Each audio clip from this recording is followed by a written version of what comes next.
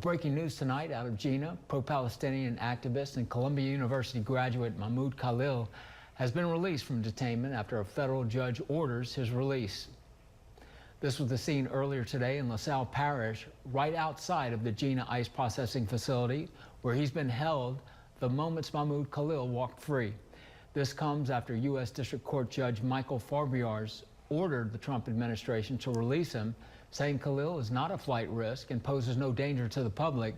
Khalil, a permanent U.S. resident, was taken into custody outside of his apartment on the Columbia University campus more than 3 months ago. Khalil's defense team has challenged the circumstances of the arrest, which sparked national protests, including protests outside the facility where he's been held. Khalil spoke briefly outside of the facility moments after he was released.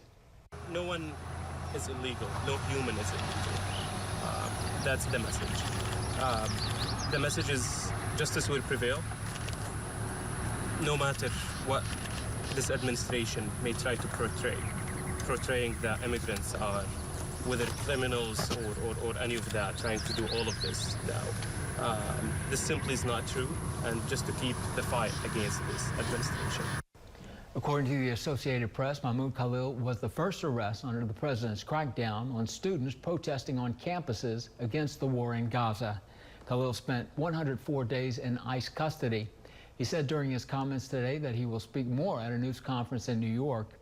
We'll continue to update you as this story develops.